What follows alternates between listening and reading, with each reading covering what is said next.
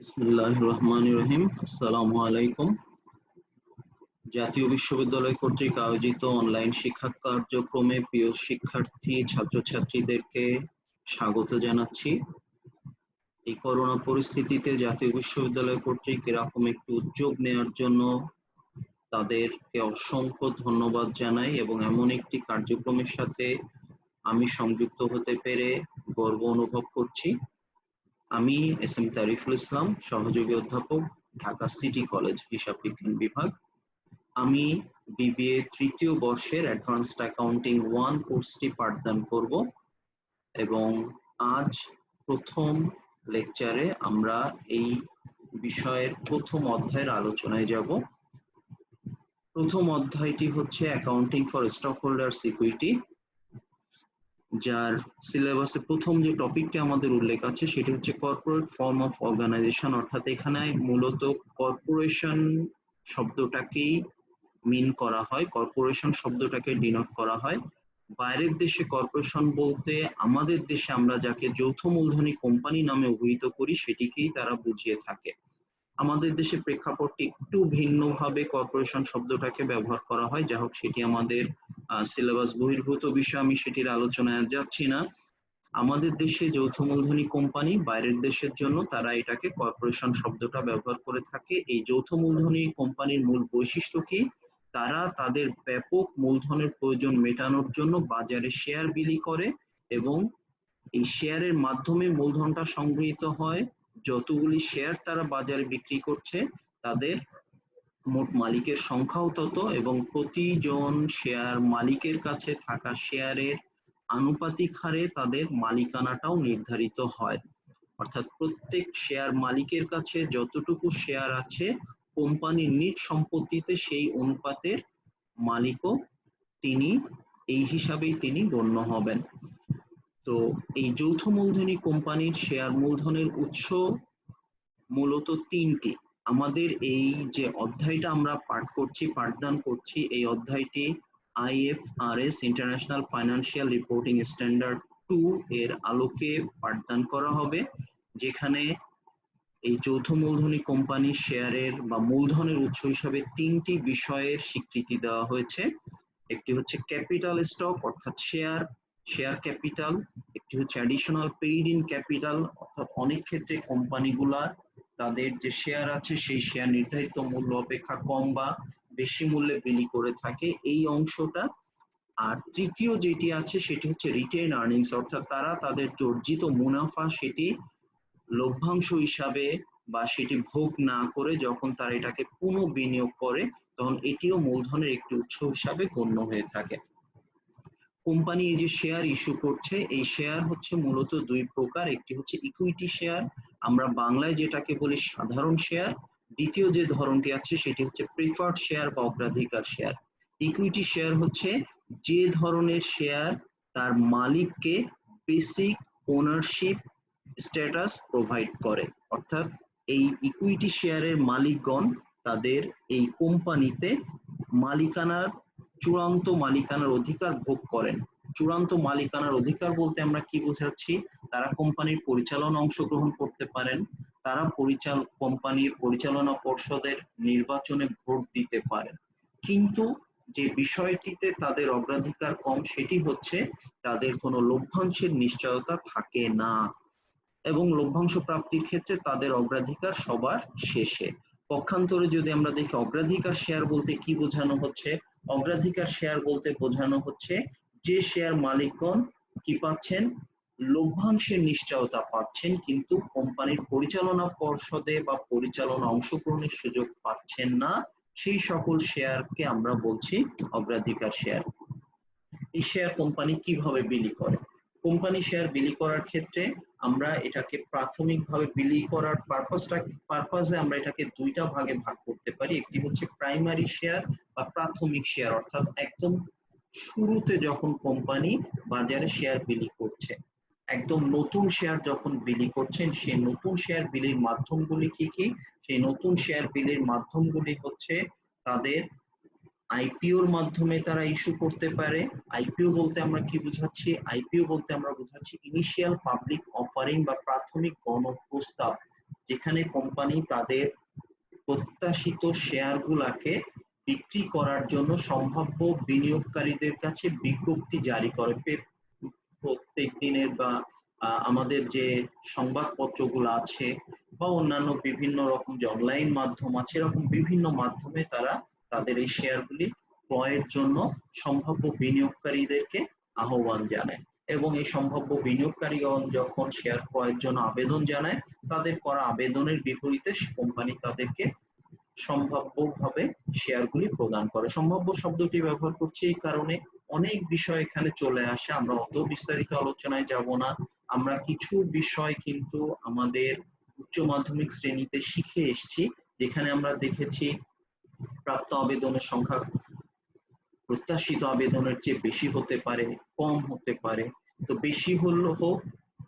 বেশি হলেও কোম্পানি কিন্তু বাড়তি শেয়ার বিলি করতে পারে না। এই জন্য কি করছে তারা, যতটুকু শেয়ার তারা বিলির জন্য বিজ্ঞপ্তি জারি করছে ঠিক ওই পরিমাণ শেয়ার তারা আবেদনকারীদেরকে প্রদান করে। এই শেয়ারটা তারা নির্ধারিত মূল্যে বিক্রি করতে পারে, যেটাকে আমরা বলি ইস্যু অফ শেয়ার এট পার।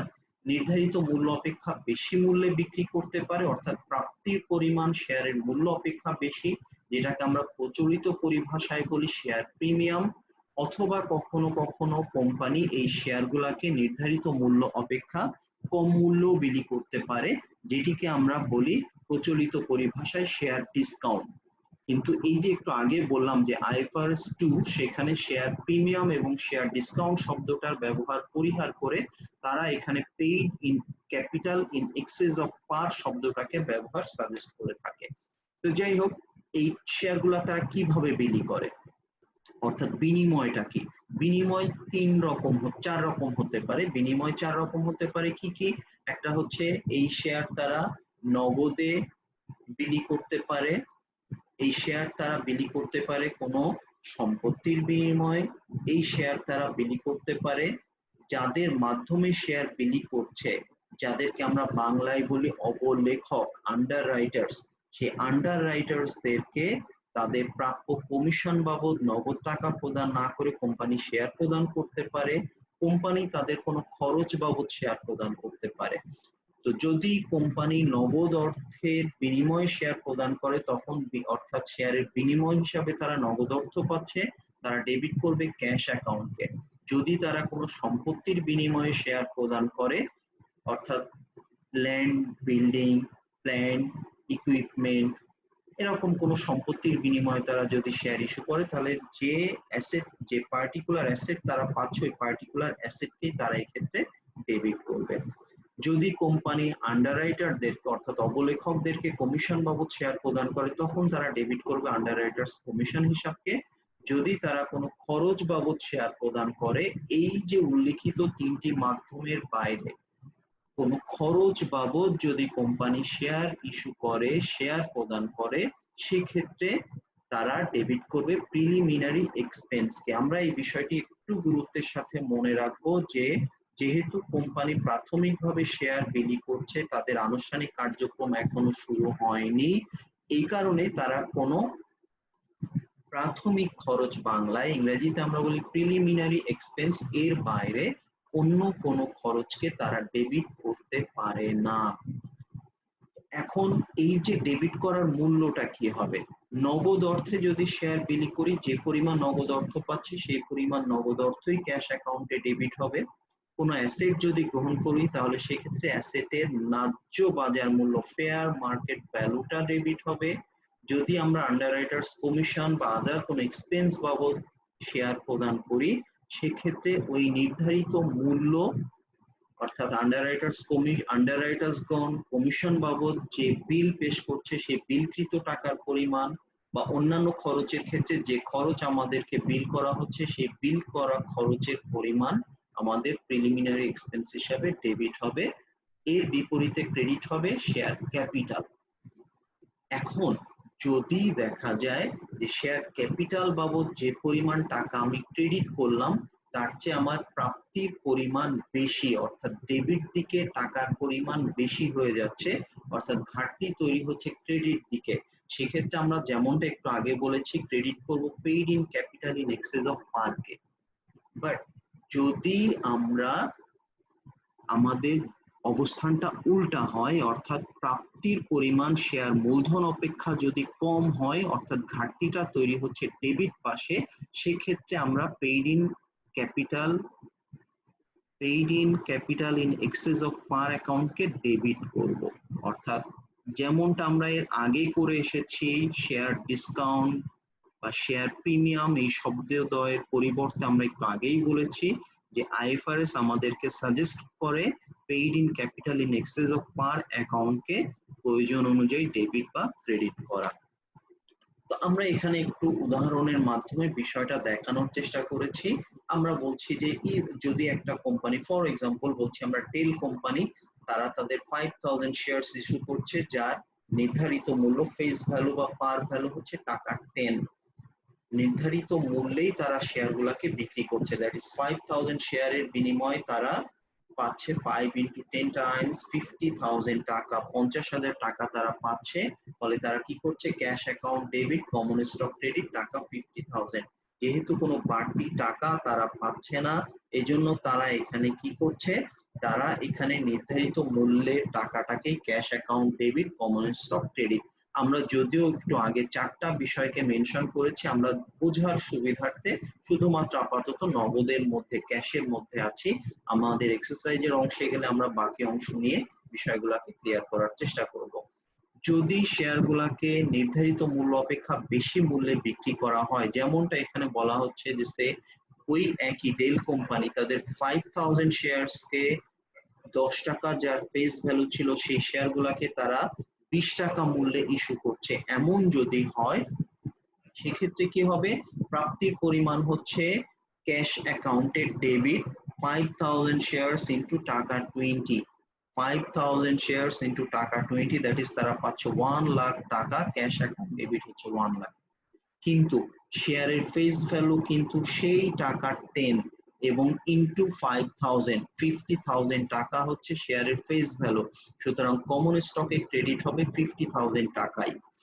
আমরা যদি দুইটাকে একটু তুলনা করি, তাহলে আমরা দেখতে পাই আমরা যখন 10 টাকা করে শেয়ারগুলা বিলি করেছি, তখন যেমনি আমরা কমন স্টককে ক্রেডিট করেছি 50,000, ঠিক একইভাবে এখন আমরা যখন শেয়ারগুলাকে 20 টাকা করে বিক্রি করছি, তখনও শেয়ার ক্যাপিটাল কমন স্টককে আমরা ক্রেডিট করছি 50,000।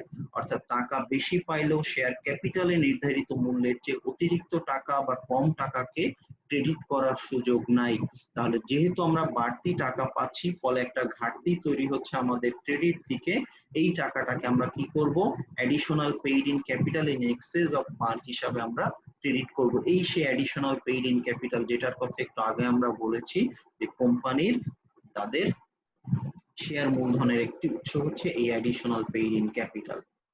ঠিক একইভাবে ওই একই কোম্পানি যদি তাদের 5000 শেয়ারস টাকা 9 করে ইস্যু করে, সেক্ষেত্রে কি হবে, আবারও সেই একই কথা যে আমাদের in all the three cases আমরা কিন্তু দেখতে পাচ্ছি যে আমাদের শেয়ার ক্যাপিটাল ক্রেডিট হয়েছে কত, আমাদের শেয়ার ক্যাপিটাল ক্রেডিট হয়েছে 50,000 টাকা। অর্থাৎ টাকা কম নেই অথবা টাকা বেশি নেই, শেয়ার ক্যাপিটালে কিন্তু নির্ধারিত মূল্যই ক্রেডিট করতে হবে। উদ্বৃত্ত টাকা যদি গ্রহণ করি, ক্রেডিট হয়ে যাবে উদ্বৃত্ত টাকাটা কি নামে, paid in capital in excess of par নামে। আর যদি আমরা কম টাকা গ্রহণ করি, তখন paid in capital in excess of par debit হবে ঘাটতি টাকার জন্য। এবং এখানে আমরা একটা বিষয় মনে রাখবো যে যদিও বাড়তি মূল্য নেয়ার ক্ষেত্রে কোনো বাধ্যবাধকতা নাই, কিন্তু কম মূল্য নেয়ার ক্ষেত্রে, অর্থাৎ আমাদের পুরাতন পরিভাষায় যদি আমরা কোম্পানি যদি তাদের শেয়ার গুলাকে ডিসকাউন্টে ইস্যু করতে চায়, সেটার ক্ষেত্রে একটা বাধ্যবাধকতা আছে যে percentage of discount can never be more than 10% of the face value. অর্থাৎ কোম্পানি শেয়ারের যে অভিহিত মূল্য, ডিসকাউন্টের পরিমাণ তার 10% এর বেশি হতে পারবে না। যাই হোক, এরপরে আমরা যাচ্ছি, আমরা ওই যে আলোচনার ধারাবাহিকতায় আসছি এবার, যে যেমনটা আমরা বলছিলাম যে একটু আগে আমাদের ছিল আলোচনায় প্রাইমারি শেয়ার বিলির একটা মাধ্যম, আমরা বলছিলাম আইপিও, ইনিশিয়াল পাবলিক অফারিং, এবং তার মাধ্যমগুলো আলোচনা করা হলো এতক্ষণ। এবার আমরা যে অংশে যাচ্ছি সেটি হচ্ছে আমাদের এইবার আমরা যে অংশের আলোচনায় যাচ্ছি সেটি হচ্ছে আমাদের জন্য আমরা বলছি বোনাস শেয়ার। বোনাস শেয়ার বলতে আমরা কি বোঝাচ্ছি? বোনাস শেয়ার বলতে আমরা বোঝাচ্ছি যে একটা কোম্পানি তাদের উপার্জিত মুনাফার অংশবিশেষ মালিক পক্ষকে লভ্যাংশ হিসাবে প্রদান করে। এই লভ্যাংশ হিসাবে যে টাকা তারা প্রদান করে বিভিন্ন ভাবে প্রদান করতে পারে, আমরা বিস্তারিত আলোচনায় পরে যাব। আপাতত এইটুকু বুঝি। আমরা আপাতত যে অংশের আলোচনা আছে সেটা হচ্ছে শেয়ার বিলির পন্থা। সে পন্থার আরেকটি পন্থা হচ্ছে প্রাথমিক শেয়ারগুলি তারা লভ্যাংশের পরিবর্তে, লভ্যাংশ বাবদ নগদ অর্থের পরিবর্তে শেয়ারের মাধ্যমে দিতে পারে, যেটাকে আমরা বলছি স্টক ডিভিডেন্ড। লভ্যাংশ বাবদ নগদ অর্থ পরিশোধ না করে যদি শেয়ার প্রদান করে সেটাকে আমরা বলবো স্টক ডিভিডেন্ড। 1 মার্কসের প্রশ্ন এটা অনেক সময় চলে আসে ব্রিফ কোশ্চেন্স এর মধ্যে, আবার অনেক ক্ষেত্রে আমাদের যে শর্ট কোশ্চেন্স আছে সেখানেও চলে আসে যে কোম্পানি কেন স্টক ডিভিডেন্ড বা কেন বোনাস শেয়ার ইস্যু করে। এই বোনাস শেয়ার ইস্যু করার সুবিধাটা আসলে দুই তরফা। একটা হচ্ছে কোম্পানির সুবিধা। কোম্পানির সুবিধা দুই রকম। একটি হচ্ছে যে তারা নগদ অর্থ পরিশোধ করতে হচ্ছে না, অর্থাৎ নগদ অর্থ তাদের কাছে থেকে যাচ্ছে, নগদ অর্থকে তারা আরো লাভজনক ক্ষেত্রে কাজে লাগানোর সুযোগ পাচ্ছে। দ্বিতীয় বিষয় হচ্ছে রিটেইন আর্নিংস, এটি হচ্ছে সংরক্ষিত মুনাফা। সংরক্ষিত মুনাফা আমরা বলছি এটা মূলধনের উৎস হলেও মূলধন হিসাবে সহজভাবে যদি আমরা বলি মূলধন হিসাবে এটাকে হালাল করে নেওয়ার জন্য এটাকে মূলধনায়িত করা হয়, ক্যাপিটালাইজ করা হয়। এই ক্যাপিটালাইজ করার মাধ্যম হচ্ছে বোনাস শেয়ার। অর্থাৎ বোনাস শেয়ারের মাধ্যমে আমরা ডিভিডেন্ড হিসাবে শেয়ার দিচ্ছি, আর সেই ডিভিডেন্ড যে টাকা থেকে পরিশোধ করি আমাদের রিটেন আর্নিংস, সেই রিটেন আর্নিংস কি হচ্ছে? এটা পার্ট অফ মাই ক্যাপিটাল হয়ে যাচ্ছে। এই দুইটা সুবিধা হচ্ছে কোম্পানির দিক থেকে। আর শেয়ার মালিকগণও দুইটা সুবিধা পেয়ে থাকেন। সেই কোম্পানির মালিকরা যে সুবিধাটা পেয়ে থাকেন সেগুলি কি কি? সেটা হচ্ছে যে তারা লভ্যাংশ বাবদ যে টাকা পেতেন এর চেয়ে তাদের প্রাপ্তির পরিমাণটা বেশি হয়। প্রাপ্তির পরিমাণটা কিভাবে বেশি হয়? তারা যদি তাদের শেয়ার, ফর এক্সাম্পল উদাহরণস্বরূপ বলি যে একজন শেয়ার মালিকের কাছে উদাহরণস্বরূপ 1000 টাকার শেয়ার আছে, কোম্পানি যদি তাকে 10% ক্যাশ ডিভিডেন্ড দেয় তাহলে তিনি 1000 টাকার উপর 10% 100 টাকা নগদ পাবেন। কিন্তু এই 1000 টাকার যে মোট 10টি শেয়ার, আমরা ধরে নিচ্ছি যে ওই কোম্পানির প্রত্যেকটি শেয়ারের মূল্য 100 টাকা এবং ওই ব্যক্তির কাছে 100 টাকা মূল্যে 10টি শেয়ার আছে। এখন তিনি যদি 10% ডিভিডেন্ড পান তাহলে তিনি 10টি শেয়ারের বিপরীতে 10% মানে একটি অতিরিক্ত শেয়ার পাবেন। এখন যদি কোম্পানির এই শেয়ারের বাজার মূল্য বেশি হয়, অর্থাৎ অভিহিত মূল্য 100 টাকা অপেক্ষা বাড়তি মূল্যে যদি বিলি হয়, তখন কিন্তু তার প্রাপ্তির পরিমাণ, উদাহরণস্বরূপ আমরা বলি যে কোম্পানির প্রতিটি 10 টাকা মূল্যের শেয়ার বাজারে বিলি হচ্ছে 120 টাকা করে। তার মানে আমরা পাইলাম কি যে যখন 1000 টাকার বিপরীতে 10% লভ্যাংশ দিচ্ছে নগদে, তখন তিনি পাচ্ছেন 1000 টাকা 10% 100 টাকা।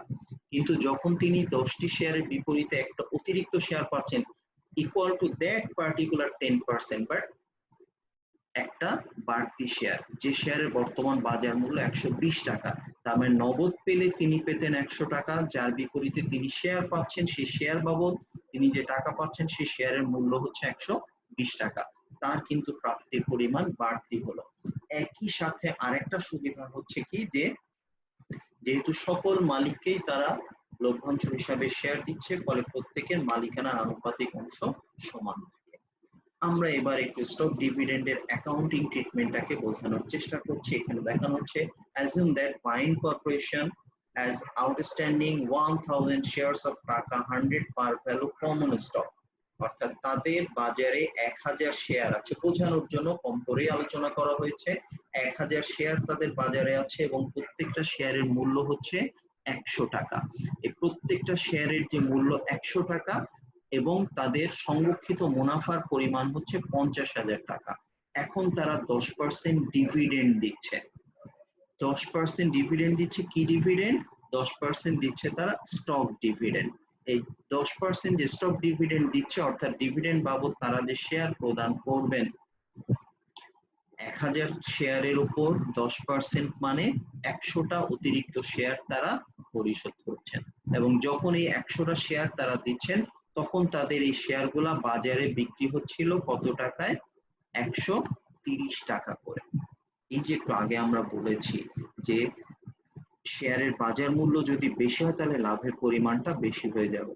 আর নরমালি 10% ডিভিডেন্ড যদি দিত তাহলে 1 লক্ষ টাকা, 1000 শেয়ার 100 টাকা করে 1 লক্ষ টাকা একজন ব্যক্তির কাছে, ফর এক্সাম্পল যদি এই 100 শেয়ার তার কাছে থাকতো বা 10টি শেয়ারই যদি তার কাছে থাকতো, কম করে বলি 10টি শেয়ারই যদি তার কাছে থাকতো, তিনি 10টি শেয়ার 10 ইন্টু 100 1000 টাকার উপর তিনি 10% ডিভিডেন্ড পেতেন 100 টাকা।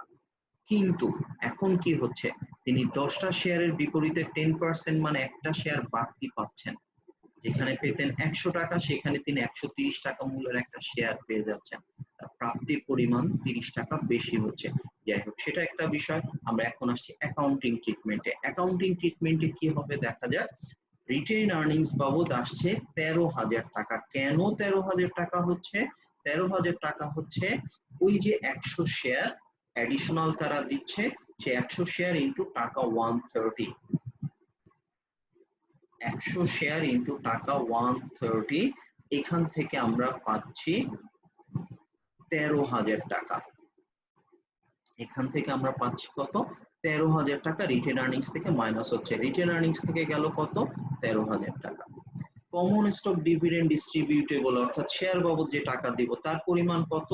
প্রতিটি 100 টাকা মূল্যের 100 শেয়ার 10,000 টাকা। আর বাড়তি 3,000 টাকা কোথায় যাবে? ব্যক্তি যেমনি 30 টাকা বেশি পেল, কোম্পানিও তেমনি 30 টাকা করে 100 শেয়ারে 3,000 টাকা রিটেন আর্নিংস থেকে ক্যাপিটালাইজ করার সুযোগ পেয়ে গেল। তারা এটাকে কি করলো? Paid in capital in excess of par হিসাবে ক্রেডিট করে ফেললো। উভয় পক্ষের সুবিধা, ব্যক্তি 30 টাকা বেশি পাইলেন আর কোম্পানি 3,000 টাকা মুনাফার, 10,000 টাকা তো মূলধন বাবদ যাচ্ছেই, তার অতিরিক্ত আরো 3,000 টাকা তারা কি করছেন? তাদের রিটেন আর্নিংস থেকে তারা ক্যাপিটালে ট্রান্সফার করছেন। এবং এরপর যখন তারা শেয়ারটাকে বিলি করবেন তখন কি হবে? তখন দেখা যাবে যে ওই 10,000 শেয়ারের জন্য এইটি 10,000 টাকা শেয়ার পরিশোধ করা হলো। Common stock dividend ডিস্ট্রিবিউটেবল debit, common stock credit, that is তারা তাদের কমন স্টক হোল্ডারদেরকে 10,000 টাকা শেয়ার দিয়ে দিলেন। এরপর যেটি আসছে আমাদের, আমরা বলছি accounting for issue of stock issued in combination with other securities, অর্থাৎ কোম্পানি এই প্রাইমারি শেয়ার আরো একটা পন্থায় ইস্যু করতে পারে। সেটা কি? তারা যেটা করতে পারেন সেটা হচ্ছে কয়েক রকম শেয়ার তারা একসাথে দিতে পারেন। সাধারণ শেয়ার কয়েক রকম বলতে আসলে খুব বেশি না, আমরা জানি আমাদের হাতে শেয়ার আছেই দুই প্রকার, একটা হচ্ছে কমন স্টক, একটা হচ্ছে প্রেফার্ড স্টক। এই কমন স্টক এবং প্রেফার্ড স্টক একসাথে তারা দিলেন এবং এটাকে আমরা বলি একটা থোক টাকা, একটা লামসাম অ্যামাউন্টের বিনিময়ে তারা কিছু কমন স্টক কিছু প্রেফার্ড স্টক দিচ্ছেন। এটাকে অ্যাকাউন্ট করার জন্য দুইটা পদ্ধতি আছে, একটাকে আমরা বলি প্রপোর্শনাল মেথড, অর্থাৎ কত টাকা ফেস ভ্যালুর কমন স্টক দিলেন এবং কত টাকা ফেস ভ্যালুর প্রেফার্ড স্টক দিলেন তার আনুপাতিক হারে প্রাপ্ত টাকাটাকে বন্টন করে দেওয়া হবে। আমরা একটু পর উদাহরণের মাধ্যমে বিষয়টা দেখিয়েছি। আর দ্বিতীয়টা হচ্ছে ইনক্রিমেন্টাল পদ্ধতি, যেখানে হচ্ছে কি যে একটা শেয়ারের ফেয়ার ভ্যালু জানা যাচ্ছে বাট আরেকটার ফেয়ার ভ্যালু জানা যাচ্ছে না। অনুপাত জানতে গেলে উভয় বলতে দুই প্রকার, কমন স্টক এবং প্রেফার্ড স্টক, দুই প্রকার শেয়ারেরই কিন্তু ফেয়ার ভ্যালু জানতে হবে। কিন্তু যদি আমরা কোনো এক ধরনের শেয়ারের ফেস ভ্যালু জানতে না পারি তখন আমাদেরকে কি করতে হবে? ইনক্রিমেন্টাল মেথডে আমাদেরকে টাকার আনুপাতিক অংশটা গণনা করতে হবে। দেখি আমরা সেটা এখানে বোঝানোর চেষ্টা করছি। ফার্স্ট ওয়ান যেটা আসছে প্রপোর্শনাল মেথড, অর্থাৎ আনুপাতিক পদ্ধতি। এখানে আমরা বলছি কি যে একটা কোম্পানি যাদের তারা কি করছে 1,000 টাকা মূল্যের 1,000টি কমন স্টক যার প্রতিটির মূল্য 10 টাকা এবং ফেয়ার ভ্যালু হচ্ছে 20 টাকা, ফেস ভ্যালু 10 টাকা, ফেয়ার ভ্যালু 20 টাকা, এটা তারা ইস্যু করছেন এবং 1,000 শেয়ার তারা প্রেফার্ড স্টক থেকে ইস্যু করছেন যার প্রত্যেকটার মূল্য সেখানেও হচ্ছে 10 টাকা কিন্তু ফেয়ার ভ্যালু 12 টাকা, অর্থাৎ কমন স্টকের ফেয়ার ভ্যালু 20 টাকা, প্রেফার্ড স্টকের ফেয়ার ভ্যালু 12 টাকা। তাহলে এখানে আমরা দেখি যে ফেয়ার ভ্যালু মোট কত। 1000 কমন স্টকে 20 টাকা করে মোট ফেয়ার ভ্যালু হলো 20,000 টাকা, এবং 1000 প্রেফার্ড স্টকে 12 টাকা করে মোট ফেয়ার ভ্যালু হলো 12,000 টাকা। টোটাল আমরা পাচ্ছি 32,000 টাকা। এই 32,000 টাকা হচ্ছে ডিনোমিনেটর, অর্থাৎ আমরা প্রাপ্ত যে টাকা 30,000 তাকে 32,000 দিয়ে ভাগ করছি ইনটু কমন স্টকের যে প্রপোর্শনাল অংশ 20,000, সেই 20,000 20,000 দিয়ে গুণ করে আমরা পাচ্ছি যে মোট 30,000 টাকার মধ্যে কমন স্টকের আনুপাতিক অংশ দাঁড়াচ্ছে কত? 18,750 টাকা। whereas আমাদের যে প্রেফার্ড স্টক ছিল সেই প্রেফার্ড স্টকের আনুপাতিক অংশ 12,000 দিয়ে আমরা এখানে গুণ করব, পেয়ে যাচ্ছে 11,250 টাকা। এর বিপরীতে আমাদের দ্বিতীয় যে পদ্ধতিটি আছে ইনক্রিমেন্টাল মেথড, সেই ইনক্রিমেন্টাল মেথডে আমরা দেখছি যে কোম্পানি 1000 শেয়ার ইস্যু করছে এবং কমন স্টক যার ফেস ভ্যালু 10 টাকা কিন্তু ফেয়ার মার্কেট ভ্যালু হচ্ছে কত?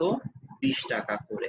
কিন্তু প্রেফার্ড স্টক যেটা আছে তাদের 1000 মূল্য, সে একই উদাহরণ আমরা ব্যবহার করছি, শুধু একটা ছোট্ট সমস্যা তৈরি করা হয়েছে, সেটা হচ্ছে কি যে এই প্রেফার্ড স্টকের ফেয়ার ভ্যালু কি হচ্ছে জানা সম্ভব হয়নি। তখন আমরা কি করব? তখন আমরা যেটা করব, মোট যে 30,000 টাকা সেখান থেকে আমরা আমাদের কমন স্টকের ভ্যালুটাকে মাইনাস করব, করলে যে টাকাটা অবশিষ্ট থাকছে 10,000, সেটাই তখন প্রেফার্ড স্টকের মূল্য হিসাবে গণ্য হবে। অর্থাৎ উভয় শেয়ারের মূল ফেয়ার ভ্যালু যদি জানা সম্ভব হয় তাহলে আনুপাতিক হারে ভাগ করে দিলে আমরা প্রপোর্শনাল মেথডে থাকবো। আর দুই প্রকার শেয়ারের মধ্যে যদি কোনো একটি শেয়ারের ফেয়ার ভ্যালু জানা সম্ভব হয়, অপরটির ফেয়ার ভ্যালু জানা সম্ভব না হয়, তাহলে যেটির ফেয়ার ভ্যালু জানা সম্ভব হয়েছে সেটি হয়ে যাবে তার আনুপাতিক অংশ, আর অবশিষ্ট টাকা হয়ে যাবে অপর শেয়ারের আনুপাতিক অংশ। যেমনটা এখানে মোট 30,000 টাকার মধ্যে কমন স্টকের ফেয়ার ভ্যালু আমরা পাচ্ছিলাম 20,000 টাকা, এটাকে কমন স্টকের মধ্যেই বন্টন করে দেওয়া হয়েছে। অবশিষ্ট যে 10,000 টাকা সেটাকে আমরা ভাগ করে দিচ্ছি বা আরোপ করছি প্রেফার্ড স্টকের মধ্যে। এরপরে যে শেয়ারগুলি আছে সেটি হচ্ছে রাইট শেয়ার, প্রিএমটিভ শেয়ার এবং প্রিএমটিভ শেয়ার দুই প্রকার। দুইটার মধ্যে ছোট্ট একটু সমস্যা আছে, আমরা একটু ভালো করে বোঝার চেষ্টা করব, একটু বাড়তি কনসেন্ট্রেশন এখানে আমাদেরকে দিতে হবে। রাইট শেয়ার এবং প্রিএমটিভ শেয়ার উভয় প্রকার শেয়ারই কিন্তু এক্সিস্টিং শেয়ার মালিকদের মধ্যে বন্টন করা হয়। এক। দুই নম্বর বিষয় হচ্ছে উভয় প্রকার শেয়ারই কিন্তু ডিসকাউন্টে অর্থাৎ ফেয়ার মার্কেট ভ্যালু অপেক্ষা কম মূল্যে বিলি করা হয়। দুটো বিষয় মিল পেয়ে গেলাম আমরা কি, উভয় প্রকার শেয়ার রাইট শেয়ার এবং প্রিএমটিভ শেয়ার দুইটাই দেওয়া হচ্ছে কাদেরকে? এক্সিস্টিং শেয়ার মালিকদেরকে। উভয় প্রকার শেয়ার মালিকগণই কি পাচ্ছেন? নির্ধারিত মূল্য, বাজারে যে মূল্যে শেয়ার বিলি হচ্ছে তার চেয়ে কিছুটা কম মূল্যে পাচ্ছেন। পার্থক্যটা কোথায়? পার্থক্যটা হচ্ছে রাইট শেয়ার যারা পান তারা সাধারণ শেয়ার মালিক, বিদ্যমান শেয়ার মালিক, কিন্তু প্রিএমটিভ রাইট কারা পাচ্ছেন? একদম প্রাথমিক সময় যারা শেয়ার গ্রহণ করেছিলেন, শেয়ার কোম্পানির বিনিয়োগকারী বা উদ্যোক্তাদেরকে যে শেয়ারটা আমরা দিচ্ছি সেটা হচ্ছে প্রিএমটিভ রাইট, অর্থাৎ প্রথমে তাদেরকে অফার করা হচ্ছে, দেন রাইট শেয়ার অফার করা হচ্ছে। এরপর যেটা আসছে সেটা হচ্ছে আমরা বললাম সেকেন্ডারি শেয়ার। সেকেন্ডারি শেয়ার বলতে আমরা বুঝিয়েছি, এর আগেও বলেছি, যারা এক্সিস্টিং শেয়ার মালিক কোনো একটি কোম্পানির, তারা যখন তাদের শেয়ারগুলা বাজারে বিক্রি করতে চান তখন তাদেরকে যেতে হয় স্টক এক্সচেঞ্জে, মূলধন বাজারে।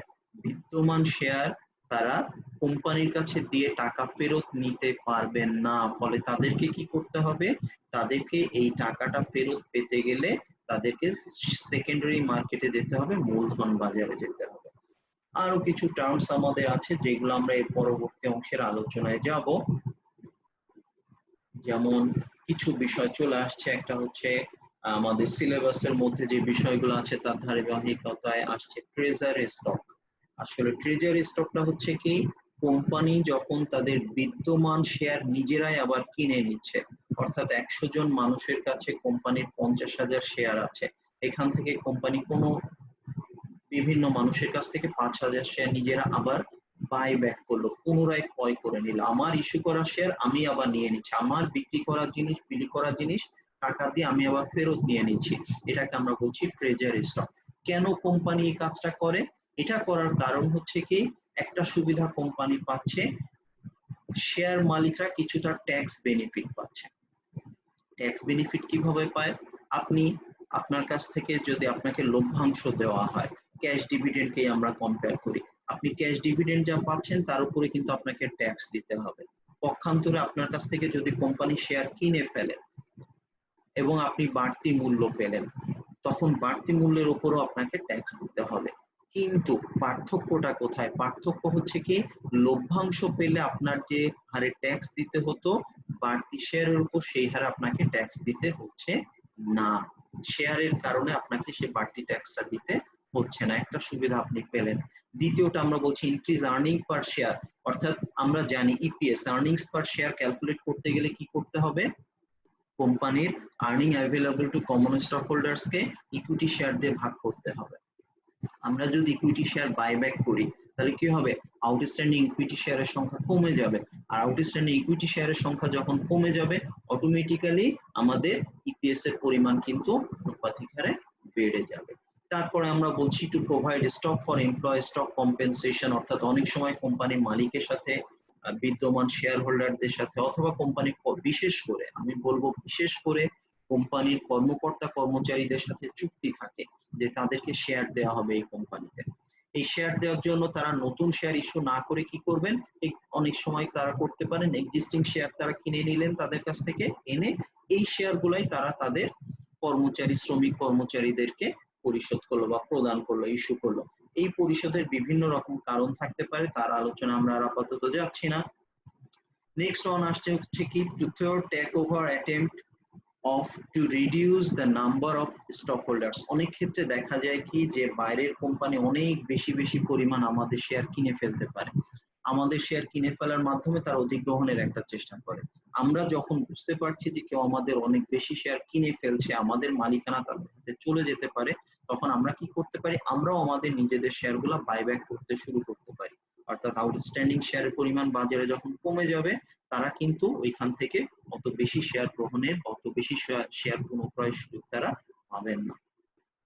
তারপরে হচ্ছে কি যে আমরা যখন শেয়ার কিনতে শুরু করব, বাজারে চাহিদা বাড়বে, চাহিদা বাড়লে শেয়ারের দাম বাড়বে, এটার একটা সুবিধা। এবং অনেক ক্ষেত্রে হতে পারে কি যে কোম্পানি যে পাবলিক লিমিটেড কোম্পানি থেকে প্রাইভেট লিমিটেড কোম্পানি হয়ে যাওয়ার জন্য আউটস্ট্যান্ডিং শেয়ারের মালিকদের সংখ্যা কিন্তু কমাতে হবে। আমরা জানি প্রাইভেট লিমিটেড কোম্পানির সর্বোচ্চ মালিকের সংখ্যা 20 জন, তাহলে বাইরের যে আউটস্ট্যান্ডিং শেয়ার গুলো আছে সেটাকে কিনে নিতে হবে, নিয়ে এটাকে 20 জনের মধ্যে লিমিট করতে পারলে এটাকে প্রাইভেট লিমিটেড কোম্পানিতে রূপান্তর করা সম্ভব। যদিও অ্যাকাউন্টিং রুলসটা এত সহজ না, বাট প্রসিডিউর এটা। এরপরে আমরা যাচ্ছি ট্রেজারি শেয়ারকে আমরা কিভাবে হিসাবভুক্ত করব। ট্রেজারি শেয়ারকে হিসাবভুক্ত করার দুইটি পদ্ধতি রয়েছে, একটা হচ্ছে কস্ট মেথড, অর্থাৎ যে মূল্যে আমরা ক্রয় করছি সেই মূল্যেই এটাকে হিসাবভুক্ত করতে হবে, এবং এটাকে কি করব আমরা উদ্ধৃত্ত পত্রে স্টেটমেন্ট অফ ফাইন্যান্সিয়াল পজিশনে আমরা যখন দেখাবো তখন এটাকে পেইড ইন ক্যাপিটাল থেকে মাইনাস করে দেখাবো। এবং পেইড ইন ক্যাপিটাল না, আসলে পেইড ইন ক্যাপিটাল এবং রিটেন আর্নিংস এই দুইটার যোগফল থেকে আমরা ট্রেজারি স্টকের যে কস্ট আছে সেটাকে মাইনাস করে দেখাবো। আমরা গাণিতিক অংশে গেলে এটা পেয়ে যাব। আবারও বলছি, আমরা কিভাবে হিসাবভুক্ত করব, যে মূল্যে ক্রয় করছি সেই মূল্যটাকে আমাদের ট্রেজারি স্টক অ্যাকাউন্টে আমরা ডেবিট করব। আর এই ট্রেজারি শেয়ারটাকে আবার কি করা হবে, যখন ওইটা আমাদের জার্নাল এন্ট্রির বিষয় গেল। আর ফাইন্যান্সিয়াল স্টেটমেন্টস এ কি হবে, স্টেটমেন্ট অফ ফাইন্যান্সিয়াল পজিশনে আমরা যখন দেখাবো তখন এটাকে পেইড ইন ক্যাপিটাল এবং রিটেন আর্নিংস এর যোগফল থেকে বাদ দিতে হবে। এটাই সবচেয়ে জনপ্রিয় পদ্ধতি হিসাবে গণ্য হয়। দ্বিতীয় যেটা আছে সেটা হচ্ছে পার ভ্যালু মেথড। এখানে বলা হচ্ছে কি ট্রেজারি স্টককে অভিহিত মূল্যেই ডেবিট করা হবে, অর্থাৎ আমার 100 টাকা মূল্যের শেয়ার আবার কিনতে যে হয়তো 150 টাকা ব্যয় করতে হয়েছে, সেক্ষেত্রে আমি কি করব, ওই 100 টাকা হিসাবেই আমি ট্রেজারি শেয়ারকে ডেবিট করব, এবং অতিরিক্ত যে টাকাটা আছে সেটাকে আমাদের additional paid in capital excess of par হিসাবে দেখাতে হবে, এবং এটাকে মূল্যে অভিহিত মূল্যে হিসাবভুক্ত করতে হবে, এবং আমরা বলছি কি যে শুধুমাত্র পরিশোধিত মূলধন থেকেই বাদ দিয়ে দেখাতে হবে। অর্থাৎ কস্ট মেথডে আমরা বাদ দিচ্ছিলাম পেইড ইন ক্যাপিটাল এবং রিটেন আর্নিংস এর যোগফল থেকে, আর এখানে আমরা বাদ দিচ্ছি শুধুমাত্র কোথা থেকে, পেইড ইন ক্যাপিটাল থেকে, এক জায়গা থেকে বাদ। এখানে অ্যাকাউন্টিং ট্রিটমেন্টের পার্থক্যটা আমাদের চলে আসছে। আমরা শুধু কস্ট মেথডের উদাহরণটা এখানে দেখানোর চেষ্টা করছি। আমরা বলছি কি যে প্যাসিফিক কোম্পানি তাদের 10,000 শেয়ার অ্যাকোয়ার করে নিচ্ছে প্রতিটি 11 টাকা করে। হতে পারে তাদের শেয়ারের হয়তো ফেস ভ্যালু ছিল 10 টাকা করে, এটা তারা অ্যাকোয়ার করছে 11 টাকা করে। কি হবে, treasury stock debit, cash credit. আমরা শুধু জার্নাল এন্ট্রি অংশটা এখানে দেখাচ্ছি, স্টেটমেন্ট অফ ফাইন্যান্সিয়াল পজিশনের অংশটা আমরা আমাদের যখন ম্যাথমেটিক্যাল পোর্শনে যাব তখন এটা ইন ডিটেইল এক্সপ্লেইন করার চেষ্টা করব। ট্রেজারি স্টক আবার কোম্পানি কি করে, এটা কি তারা রেখে দিবে? হ্যাঁ, রাখতে পারে, যদি তারা এটাকে তাদের কর্মচারীদেরকে দেওয়ার জন্য সংগ্রহ করে থাকে তখন তারা এটাকে রেখে দিতে পারে। আদারওয়াইজ তারা এটাকে আবার কিছুদিন পরে বাজারে বিক্রি করে দিতে পারে। বাজারে যখন বিক্রি করে দিতে পারে, যদি তারা নির্ধারিত মূল্যেই বাজারে বিক্রি করে, তো বেঁচে গেলাম, আমাদের কোনো বাড়তি ঝামেলা নেই। যেভাবে আমরা একটু আগে treasury stock debit cash credit টাকা 11 টাকা করেই আমরা ডেবিট করে ফেলছিলাম, এখন যখন সেই 11,000 টাকা 11 টাকা করেই যখন আমরা কি করছি, ওই 10,000 শেয়ার থেকে, আমরা একই উদাহরণ কন্টিনিউ করছি, ওই 10,000 শেয়ার থেকে যখন আমরা 1,000 শেয়ার পুনঃবিলি করছি, তখন সেই কস্ট প্রাইসে আমরা আবার ক্যাশ পাচ্ছি, ক্যাশ ডেবিট, ট্রেজারি স্টক কমে যাচ্ছে, ট্রেজারি স্টক ক্রেডিট। এটা কখন, যখন ট্রেজারি স্টককে কি করা হচ্ছে, এক কস্ট অর্থাৎ যে মূল্যে কেনা হয়েছিল সেই মূল্যেই যখন আমরা এটাকে আবার পুনঃবিলি করছি। সবসময় এটা পসিবল না, এবং কি ঘটতে পারে, বলা হচ্ছে কি, to record sale of treasury stock above cost, অর্থাৎ যে মূল্যে আমরা ক্রয় করছি তার চেয়ে বাড়তি মূল্যে বিক্রি করতে হতে পারে। বাড়তি মূল্যে বিক্রি করতে পারলে তো আমাদের সুবিধা, আমাদের কিছু লাভ হলো, এবং এই লাভ হবে কিনা সেটা নিয়ে আমরা একটু মজার একটা আলোচনা আসবো পরে। এখানে আমরা দেখাচ্ছি ট্রেজারি শেয়ার যদি কম মূল্যে ক্রয় মূল্যের চেয়ে বেশি মূল্যে বিক্রি করা হয়, তাহলে যে বাড়তি টাকা পাচ্ছি সেটাও কিন্তু paid in capital from treasury stock নামে ক্রেডিট হয়ে যাবে। Paid in capital treasury stock নামে ক্রেডিট হবে কখন, যে মূল্যে ক্রয় করছি তার চেয়ে বেশি মূল্যে যদি আমরা বিক্রি করি। উদাহরণ আমরা দিচ্ছি এখানে, যে শেয়ারগুলো আমরা 11 টাকা করে পারচেজ করেছিলাম, সেই শেয়ার থেকে 11,000 শেয়ার 10,000 শেয়ার থেকে আমরা এখন আরো 1,000 শেয়ার কি করছি, 15 টাকা করে ইস্যু করছি। আমাদের বিষয়টা আমরা একটু দেখে আসি। প্রথম আমরা পারচেজ করছিলাম কত করে, 11,000 টাকা করে। তারপর আমরা কি করলাম, সেটাকে আবার রিসেল করলাম কত করে, 11 টাকা করেই রিসেল করলাম, কোনো বাড়তি হিসাব তৈরি হয়নি। কিন্তু যখন আমরা এটাকে 15 টাকা করে ইস্যু করব, রিসেল করব, তখন কি হবে, যেটা কিনা আমাদের কেনা ছিল 11,000 টাকা 11 টাকা করে, সরি, যেটা কেনা ছিল 11 টাকায় সেটা আমরা ইস্যু করছি 15 টাকায়, তার মানে আমরা বাড়তি পাচ্ছি কত, 4 টাকা। এই 4 টাকা করে 1,000 শেয়ারে মোট 4,000 টাকা আমাদের কি হচ্ছে, paid in capital from treasury stock হিসাবে ক্রেডিট হচ্ছে, বাকি অংশ অ্যাজ ইউজুয়াল। এরপর আমরা বলছি সেল ট্রেজারি স্টককে যদি আমরা নির্ধারিত মূল্য অপেক্ষা কম মূল্যে ইস্যু করি, অর্থাৎ ওই যে শেয়ারগুলো আমরা নিজেরা কিনেছিলাম 11 টাকা করে, সেটাকে এখন বিক্রি করতে হচ্ছে কত টাকায়, 8 টাকা করে। 11 টাকার বিপরীতে বিলি করছি কত টাকায়, 8 টাকায়। লস হচ্ছে কত, 3 টাকা। এই যে 3 টাকা আমাদের লস হচ্ছে, সেই 3 টাকা করে 1,000 শেয়ারে আমাদের 3,000 টাকা তখন লস যেহেতু ডেবিট হয়ে যাবে। এখন দেখেন, গেইন শব্দটা ব্যবহার করব কিনা বা লস শব্দটা ব্যবহার করব কিনা। শেয়ার আপনার নিজের, এটা পণ্য নয়, এটা শেয়ার, মালিকানার অংশ, সুতরাং এখান থেকে লাভ বা লোকসান করার কোনো সুযোগ নাই। যে কারণে আমরা এখানে গেইন অন সেল নামক কোনো হিসাবকে তৈরি করব না। গেইন অন সেল নামক কোনো হিসাবকে আমরা তৈরি করব না, ঠিক আছে। এটা সম্পদ, গেইনটা হচ্ছে কোন আইটেমের জন্য, গেইন হচ্ছে সম্পত্তি বিক্রয়লব্ধ টাকার জন্য। আমি আমার ফার্নিচার যদি বিক্রি করি, প্ল্যান্ট অ্যাসেট যদি বিক্রি করে দেই, আমি আমার বিল্ডিং যদি বিক্রি করে দেই, তখন যদি মুনাফা আসে সেটাকে আমরা গেইন অন সেল লিখবো। কিন্তু ট্রেজারি স্টক কিন্তু কোনো সম্পত্তি না, দেখাচ্ছেন লায়াবিলিটিজ এর পাশে, সুতরাং সম্পত্তি ভাবার কিন্তু কোনো সুযোগই নাই। আচ্ছা, আর দ্বিতীয় কথাটা তো আমি আগেই বলে ফেলেছি যে এটা যেহেতু নিজস্ব শেয়ার, এখান থেকে আমাদের লাভ বা লোকসান করার কোনো সুযোগ নাই। এরপর আমরা যে বিষয়ের আলোচনায় যাচ্ছি সেটা হচ্ছে ডিভিডেন্ড। একটু আগে আমরা বলেছিলাম যে কোম্পানি বিভিন্ন ভাবে ডিভিডেন্ড দিতে পারে, কিন্তু আমরা তখন এর আলোচনা দীর্ঘায়িত করি নাই। আমরা বলেছিলাম এটার আলোচনা আমরা পরে আসবো, আমরা পরে আসছি সে আলোচনায়। বিভিন্ন প্রকার ডিভিডেন্ড গুলা কি কি হতে পারে। কোম্পানি ডিভিডেন্ড দিতে পারে নগদে, ক্যাশ ডিভিডেন্ড, ক্যাশ ক্রেডিট হবে। কোম্পানি তার কোনো পার্টিকুলার অ্যাসেটকে ডিভিডেন্ড হিসাবে ডিক্লেয়ার করতে পারে, সব সময় করে না, যদি অনেক সময় দেখা যায় যে কোম্পানির হাতে এমন কোন অ্যাসেট আছে যেটা for a long time of period এটা আনইউজড অবস্থায় পড়ে আছে, নষ্ট হয়ে যাবে, তখন কোম্পানি ডিসাইড করতে পারে যে আমরা আমাদের এই অ্যাসেটটা সেল করে দিয়ে সেই টাকা আমরা ডিভিডেন্ড হিসাবে ডিস্ট্রিবিউট করব। অর্থাৎ নগদ টাকায় টান পড়ছে না, আমার আনইউজড কোনো আননেসেসারি কোনো অ্যাসেটকে সেল করে, প্রপার্টিকে সেল করে দিয়ে সেই প্রাপ্ত টাকাকে আমরা ডিভিডেন্ড হিসাবে ডিক্লেয়ার করব। তারপরে আমরা কি করতে পারি, নেক্সট অন হচ্ছে লিকুইডেটিং ডিভিডেন্ড। লিকুইডেটিং ডিভিডেন্ড হচ্ছে কোম্পানি যদি অবসায়নের সিদ্ধান্ত নেয়, আস্তে আস্তে ব্যবসা গুটায় ফেলবে, তখন ডিভিডেন্ড দিতে পারে। অ্যাকাউন্টিং ট্রিটমেন্ট আমি পরে আসছি। এরপর যেটি আসছে সেটি হচ্ছে স্টক ডিভিডেন্ড, এটা নিয়ে আমরা আলোচনা করে ফেলেছি। এখন আমরা দেখি ক্যাশ ডিভিডেন্ড হোক, প্রপার্টি ডিভিডেন্ড হোক আর স্টক ডিভিডেন্ড হোক, উভয় অবস্থায় কিন্তু আমাদের ক্রেডিট হবে। আমাদের উভয় যখনই একটা কোম্পানি ক্যাশ ডিভিডেন্ড দেবে, property dividend, liquidating dividend, stock dividend যাই দেখ না কেন, প্রত্যেক ক্ষেত্রেই ডেবিট হবে রিটেন আর্নিংস। এখানে যেটা একটা মাত্র ব্যতিক্রমী বিষয় সেটা হচ্ছে লিকুইডেটিং ডিভিডেন্ড।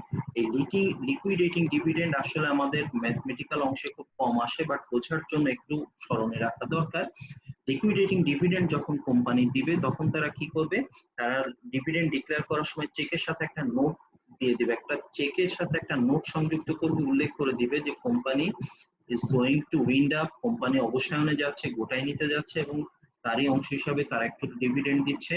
এবং এখানে তারা ভাগ করে দেয়, উল্লেখ করে দেয় যে কিছু অংশ রিটেন আর্নিংস থেকে ডিভিডেন্ড বাবদ দেয় এবং কিছু অংশ কোম্পানি ওই যে paid in capital in excess of par যে আছে বা পেইড ইন ক্যাপিটাল যেটা আছে সেখান থেকে পরিশোধ করে।